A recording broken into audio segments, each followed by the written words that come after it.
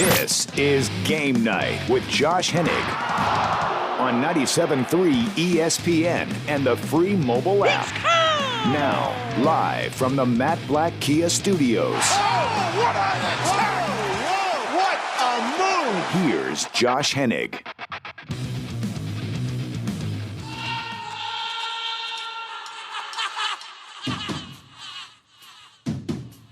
Game night here on 97.3 ESPN. Flyers are back in action an hour from now. But the big news dropped an hour ago. Brett Brown, no longer the Sixers head coach. What next for the 76ers? Who might be some people to look out for? We'll get into that. Plus, Scott Laughlin from SiriusXM will join us at 6:20 to preview the Flyers versus Islanders series. But first, before we do anything else, right now on the Boardwalk Kind of Hotline, Kevin McCormick joins me. 97.3 ESPN.com, Sixers writer. Kevin, Brett Brown gets fired. Your first reaction is? Bittersweet. I mean, it's definitely a long time coming for moving on from a coach, but after seeing him here so long and everything that he's endured, it's going to be a little sad to see him go.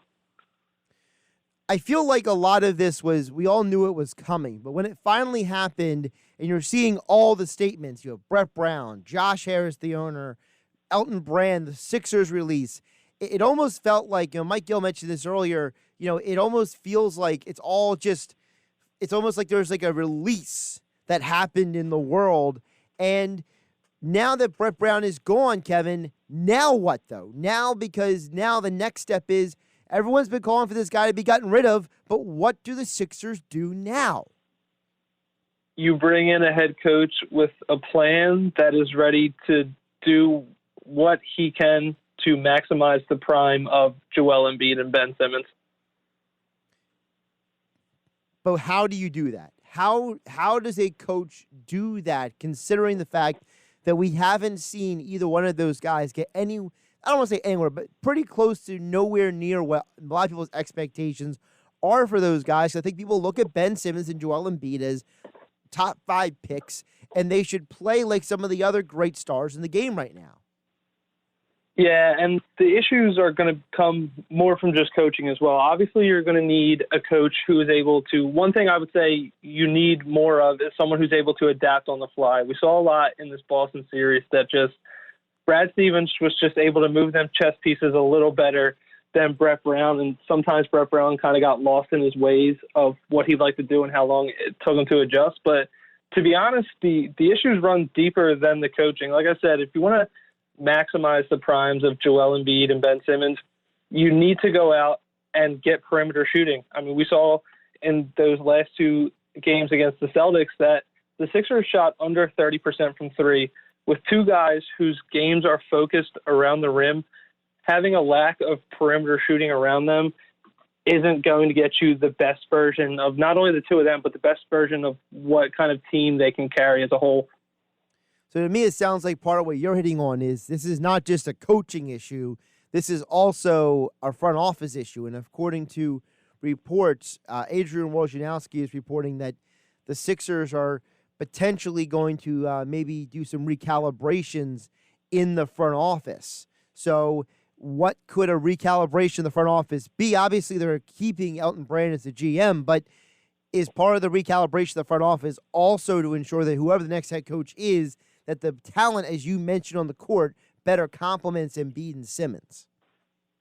Yeah, that needs to be crucial, of just bringing in a group of guys who have a concise plan and a long-term plan. What we've seen, just re-rolling of the dice every 3 to 4 months, and that isn't going to win you an NBA championship. You need to bring a group in here who is focused, that has a long-term plan, that is prepared to succeed moving in the long term. If you were involved in the 76ers, what do you think the number one part of that long-term plan should be? Like, what is item number 1 on your board in the boardroom having the conversation? It has to be getting out from under that Al Horford contract. If you look at this whole season as a whole, one common theme is just the Al Horford experiment did not work. Teams are not going big anymore. Wings and guards run this league. So you need to get out from under that contract and be able to allocate that money towards guys who can shoot the ball from deep, create their own offense, and more kind of catch up to the speed of today's game. Kevin McCormick joining me on the Boardwalk Honda Hotline on 97.3 ESPN. Top of the show on Game Night. Brett Brown officially fired a little more than an hour ago. Follow Kevin McCormick on Twitter at KevinMCC973 for your Sixers coverage and at 97.3ESPN.com. Kevin, one of the names that's been mentioned already by Woj in his reporting is Ty Lue. Do you feel that's a good idea, a bad idea? What is your perspective on that, considering that if you ask a majority of Sixers Twitter, they throw out names like Mark Jackson, you hear the Van Gundy's names, you hear a lot of retreads. Ty Lue is kind of a retread. He's not a totally new guy. He's only had one coaching job so far in the league, but he's been Doc Rivers' assistant for the last couple of years. I actually like the idea of Ty Lue for the sheer fact of you're bringing in a guy that understands what it takes to win an NBA championship. Granted, he had LeBron James on his roster, but he was still in that experience of just a deep playoff run and is focused. And I know Mark Jackson's name's been thrown around a lot. I saw Gil tweet about it earlier. And one thing I'm against Mark Jackson for is if you look at his situation in Golden State, when the Warriors were getting ready to turn that corner and really start to contend for titles with their core, one thing they adjusted was getting rid of Mark Jackson. So if you look at what they became after they moved on from Mark Jackson, it'd be very hard to convince me to say that, hey, this is the guy that we want to bring in to win titles. But in terms of Ty Lue, I like the idea. He is given more of a hard coach, which could benefit these players a little more and give them kind of a taste of something new. And he just has that success. Granted, he's not a long-tenured coach, but in his short time coach, he saw deep success. Now, obviously, part of the Sixers moving forward also has to do with the players who are currently on the team. And I think a lot of people are wondering, even if you bring a new coach in here, how much is he going to change the team itself? So how much of whatever happens next has to do with Joel Embiid and Ben Simmons, not just taking the next step, but showing a willingness to buy into what the next coach is putting out there? It's all going to come down to a coach implementing something that I feel will make them want to show up. I mean, you want to have, like Josh Richardson said yesterday, there has been a lack of accountability all year. So you want a coach to come in and say, hey, I have this plan. I know it's going to work. Everyone has their roles, and really just get everyone to buy into what needs to be done, but also be able to not go at guys, but be able to address when guys are not doing their job properly and what needs to be changed. Then accountability, though, how much of that is on the head coach? How much is that on the players themselves to hold each other accountable? I think it's a mix. I think it starts at the top with the head coach just because kind of, the head coach sets the tone in the locker room. So if you have kind of an easygoing coach or that wants to slack off on your players, it could lead to players then wanting to kind of slack off on themselves in terms of accountability. So basically, you want a head coach that comes in and kind of sets the tone from an accountability standpoint so that it kind of trickles down onto your players. Now, you mentioned Al Horford a little bit earlier. I'll hit on that with you before we get too far along here. The Al Horford contract is obviously the albatross in the room. In your mind, what would an Al Horford deal actually get the Sixers? Because a lot of times when you're unloading an albatross contract, you might not be getting the best return back in. Yeah, it's going to be tough to get something of serious value in return for Al Horford, but basically you have to try and go and find a bad contract that fits your team and one that arguably might end a little sooner so that you still kind of have that long-term cap flexibility once you're out of said bad deal. Cap flexibility seems like a thing we're not going to have for a while, even if you totally move on from the Horford contract. So we know that, if you go by the people who, do the numbers research, they say the Sixers are not going to have a lot of cap flexibility, whether they have Horford or not on the contract. So how much can the Sixers really make changes offseason with a mid-level exception, a couple other side $1 million exceptions, and consider the fact that Alec Burks is going to be a free agent, and consider the fact that if Embiid and Simmons are named all NBA teams, that also changes their numbers on the salary cap. Yeah, they're going to have to become those teams like the Warriors who are high spenders but are able to kind of find cheap hidden gems who are able to contribute higher than what they're paid for. One thing that the Sixers have benefiting them right now is Shake Milton is that kind of guy. So it's going to be very tough to find those kind of guys, but being able to kind of find those diamonds in the rough, I guess, of hitting on guys who are able to come in, play a role, and not eat into a chunk of your cap space. Is there a guy that you see out there, considering how weak of a free agent class there is? I don't think you're going to get a per se guy for free agency, but are there players out there that maybe fit that mold that you're talking about? I'd have to do a deep dive of this free agent class. I haven't looked too much into it yet, but you see them out there, and it might also have to come from the NBA draft. I mean, the Sixers have a lot of picks in this draft.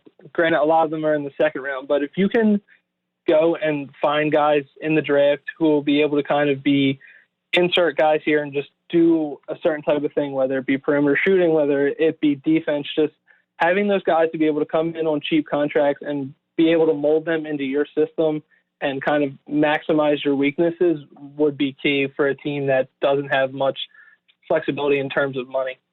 He's Kevin McCormick. Follow him on Twitter at KevinMC973. Check out his work at 973ESPN.com. And as all guests, he appeared on Game Night via the Boardwalk Honda Hotline. Kevin, I appreciate the time right off top of the show, and I'm sure we'll be talking more as this whole situation continues to ebb and flow. No problem, Josh. Thanks for having me on. Josh and a Game Night here on 97.3 ESPN. Of course, the news dropped over an hour ago. Brett Brown fired by the 76ers. He is no longer the head coach officially. The PlaySugarHouse.com text board is open for you. 609-403-0973. We got an hour to go here, leading you up to Flyers hockey. Top of the hour, Flyers Islanders game 1 right here on 97.3 ESPN, also on the 97.3 ESPN mobile app. If you haven't downloaded it yet, make sure you download the free 97.3 ESPN mobile app powered by First Bank of Sea Isle City.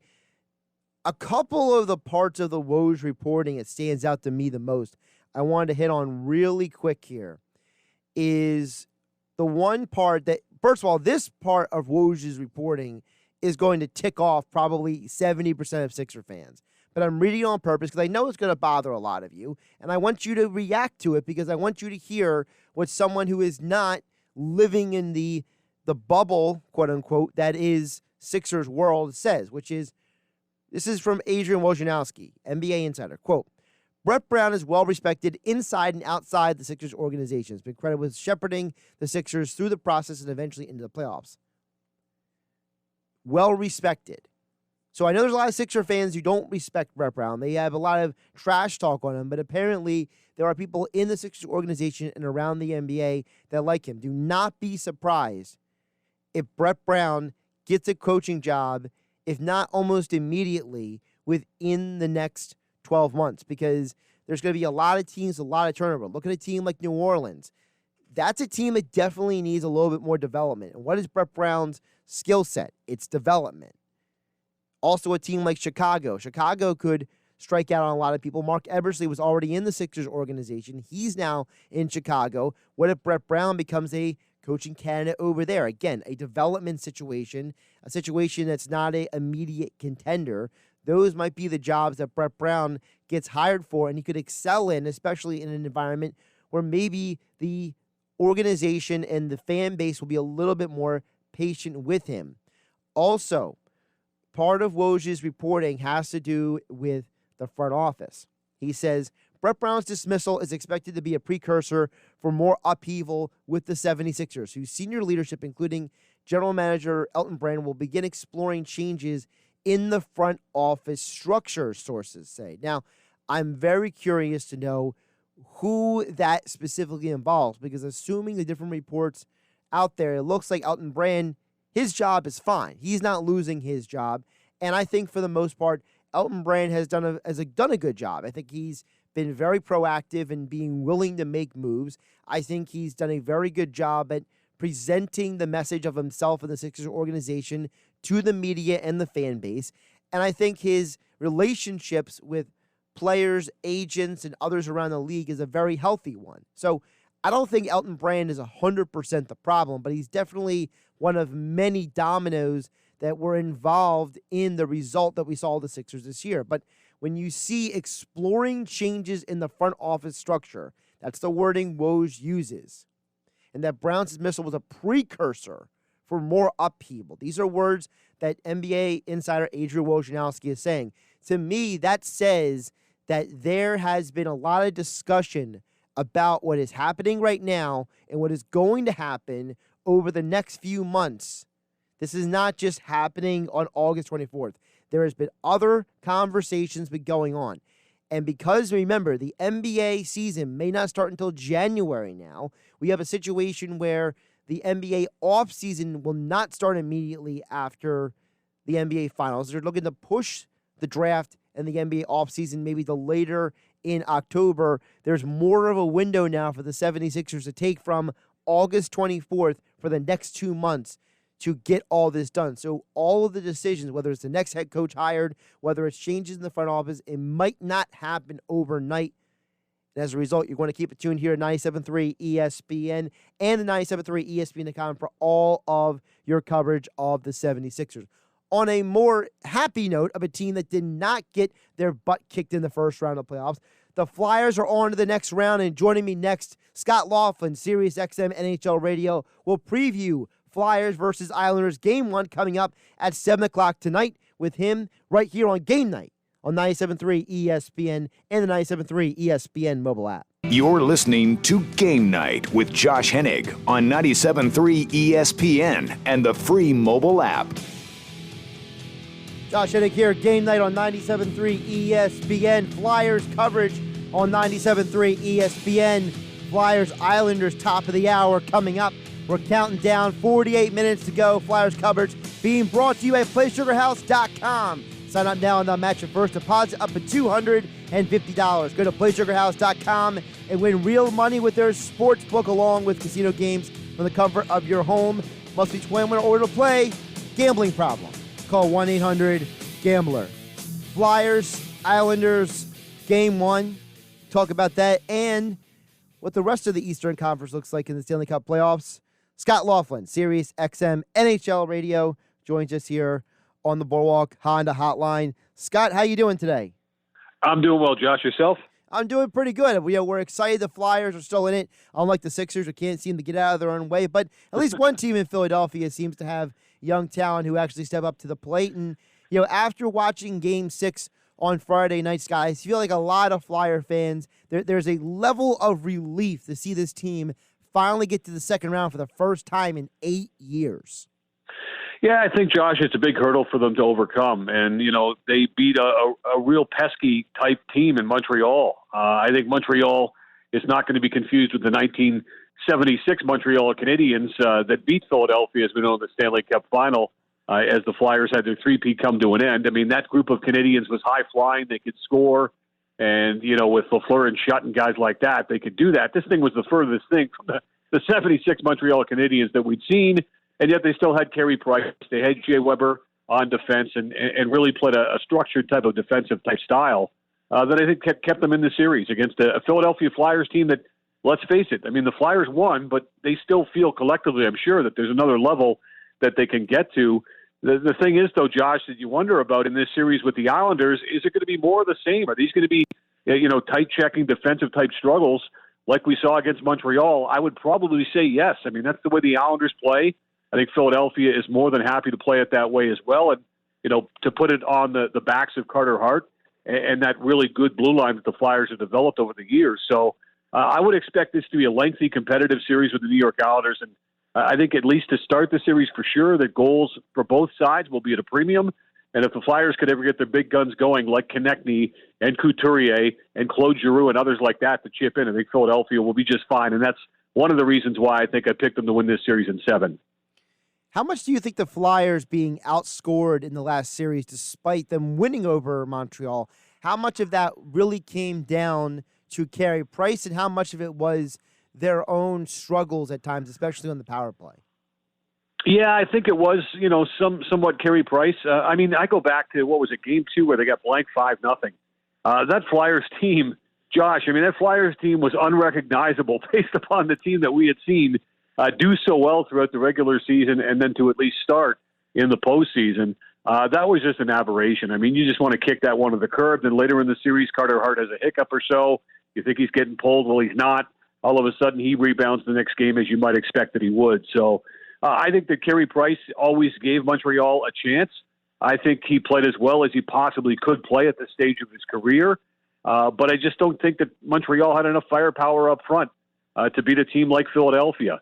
I've got some of the same concerns probably about the New York Islanders, but I got to be honest, Josh. While I say that, Philadelphia needs Konechny and Couturier to get going along with Claude Giroux, the Islanders are probably saying the same thing too. We still haven't seen the best of Matthew Barzal.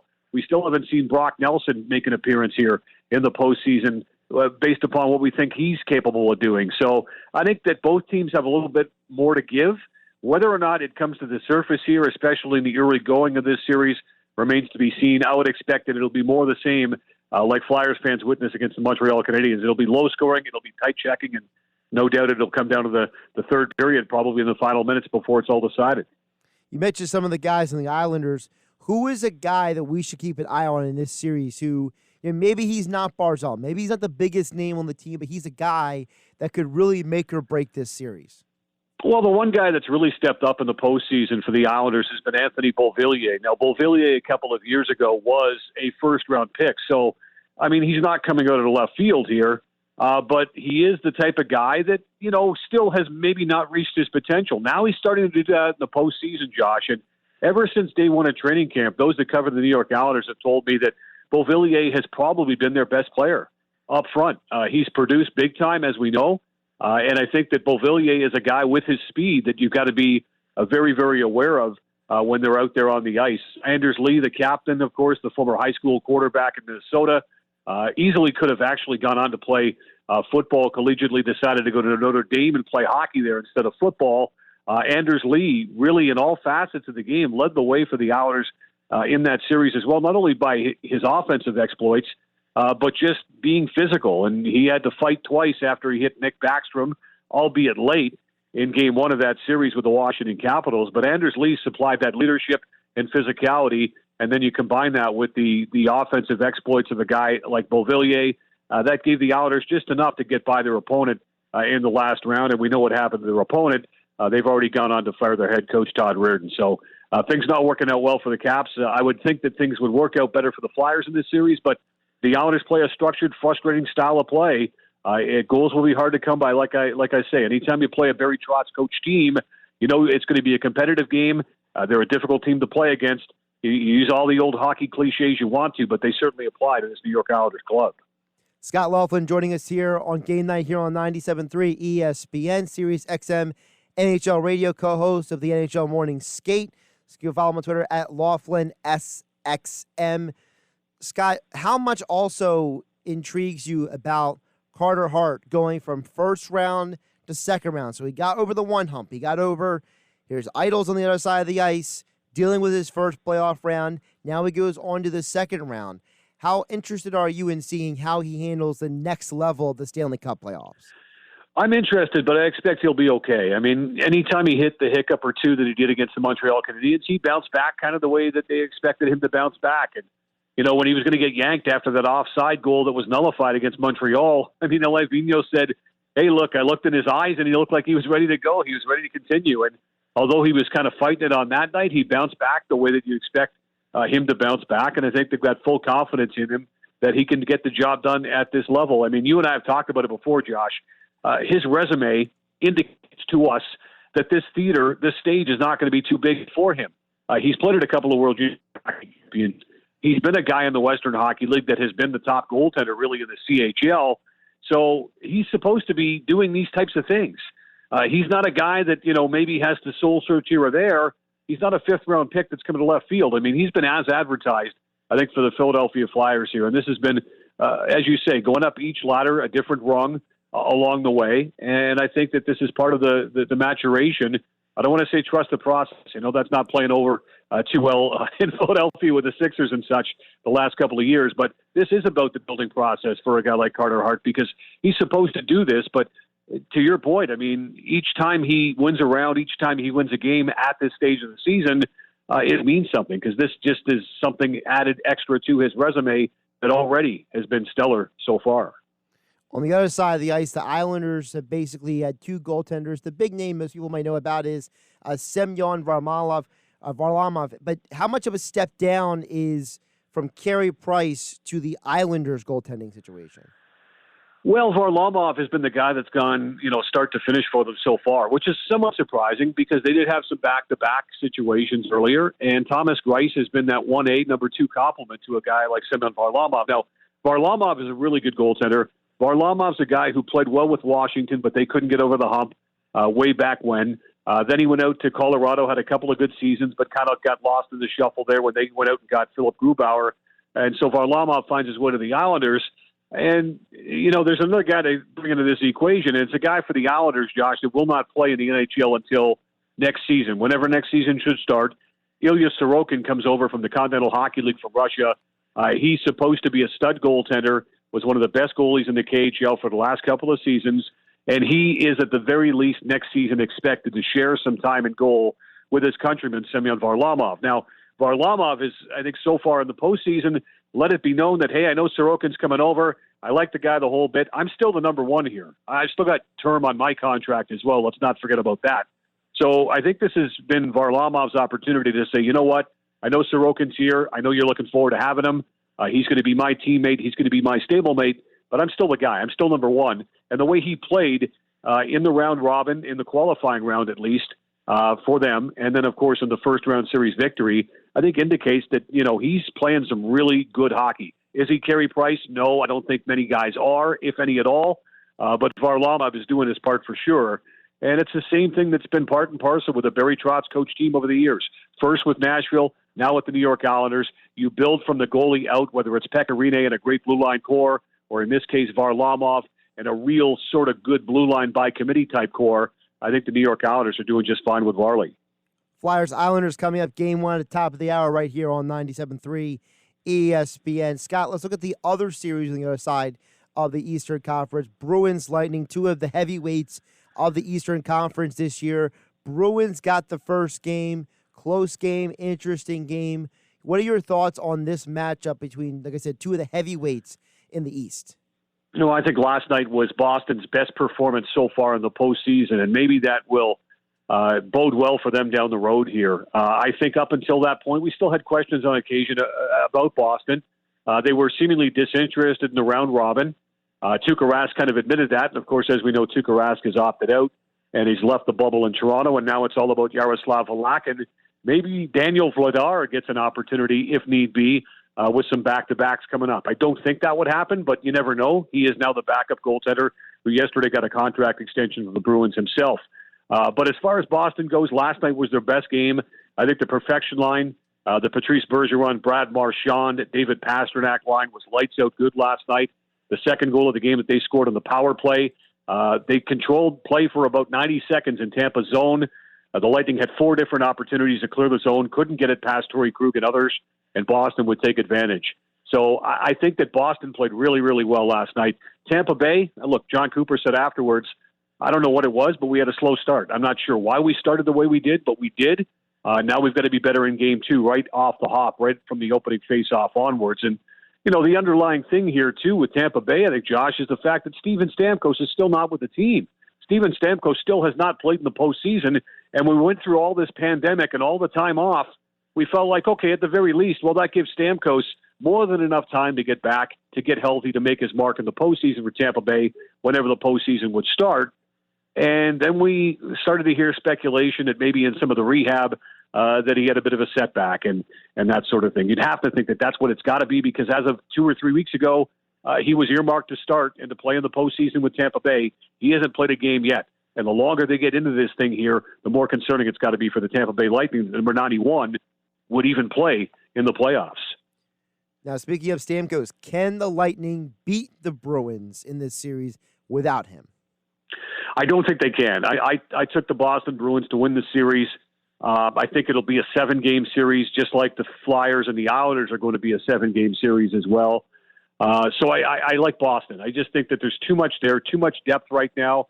I like what Tampa Bay did to go out and get Patrick Maroon last summer. They gave up a lot, a first-round pick for Blake Coleman, a first-round pick for Barclay Goodrow.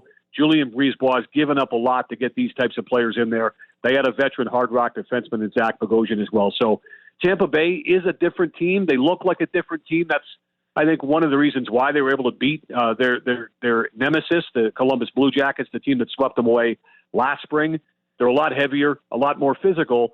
I just think Boston's got every component that you need to win at this time of the season, let alone the experience with 6 30-somethings on the team and guys that have won a Stanley Cup along the way. So I like Boston. In the end, I would have liked them a lot better had Tuukka Rask stuck around, but I still think they can win with Yaroslav Halak and his experience. I like the Bruins to win in 7.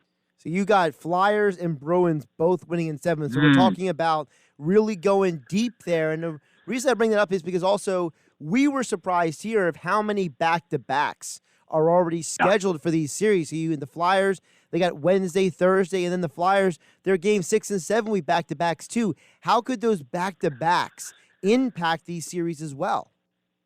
That's a great question. And yeah, the Flyers-Bruins, I think about it, Josh, that would be a rematch of the 74 Stanley Cup final, which might see Philadelphia just fine the way things turned out.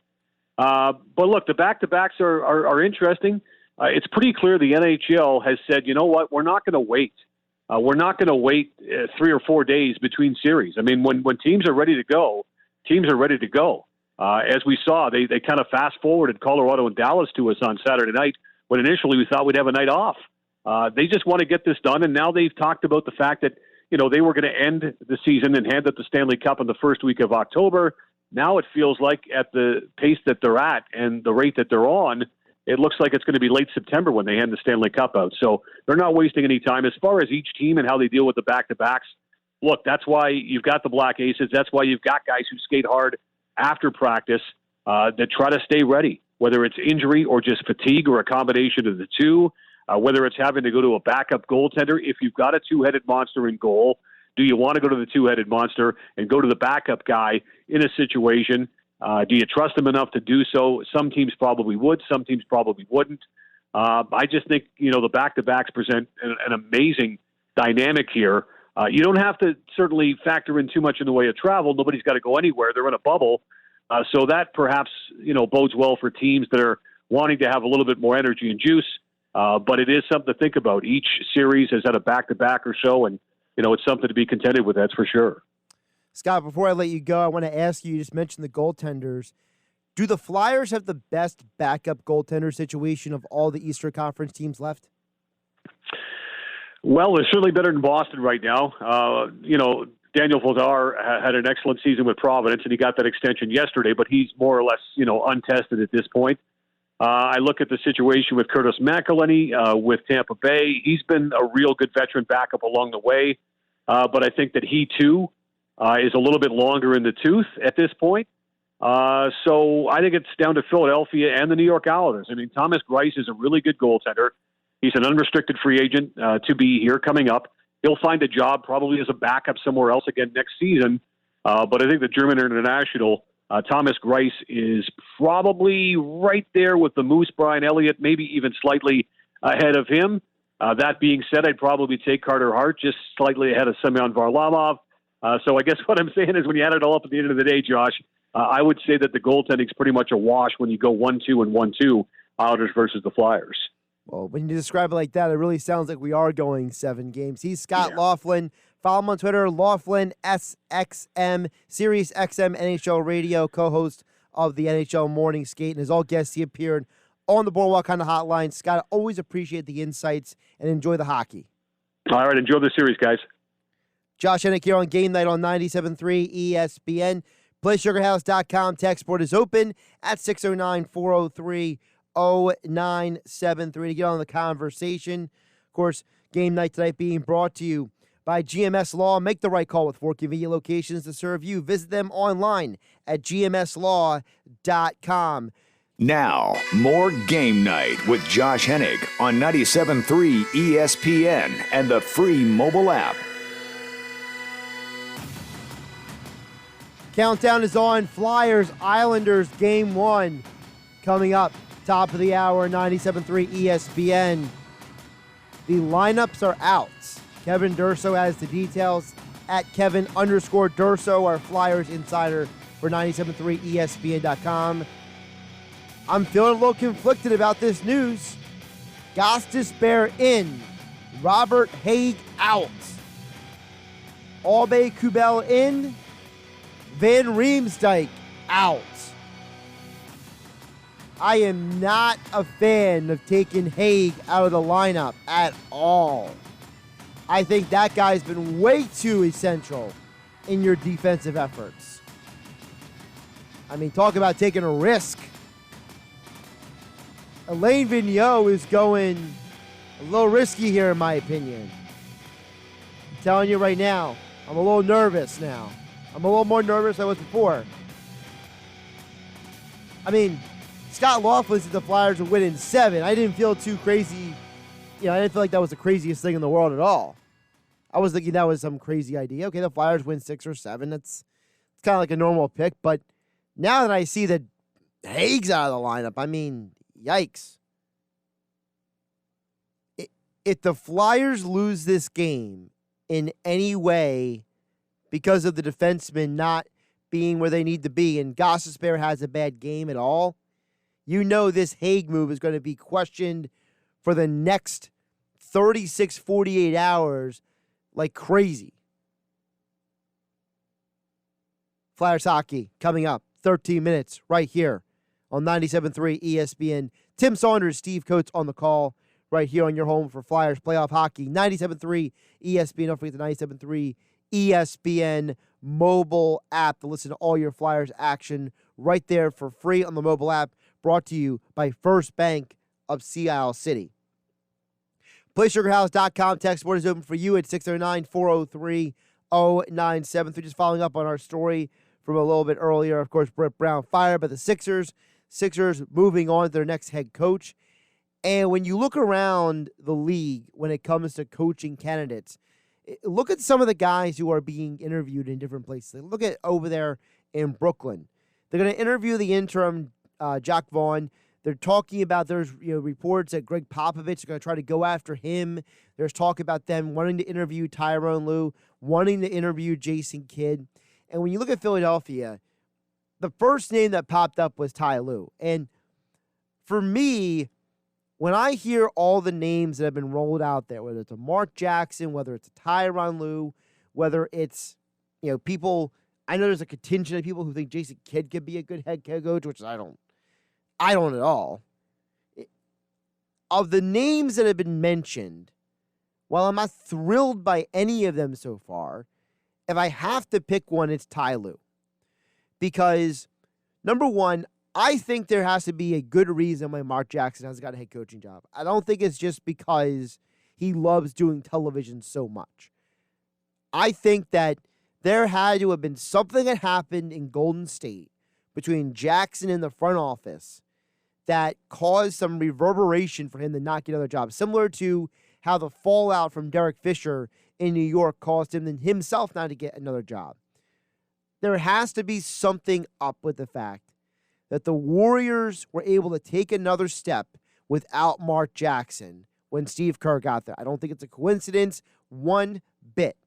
And Steve Kerr had zero coaching history behind him. He worked in the front office in the NBA before he was on television, and then he became the Warriors head coach. He wasn't coming in there with some great pedigree either, except for the fact that he knew Phil Jackson, and he had a good interview. Like, that was really what went down with that. So I have zero confidence in Mark Jackson coming in here and being able to get this job done. If you do, please tell me. PlaySugarHouse.com, text board 609-403-0973, at Josh Hennig on Twitter. I much prefer Ty Lue to Mark Jackson because, number one, Tyronn Lue has actually had success as a head coach before. I know he had LeBron James, but no head coach in this league wins a championship without a superstar.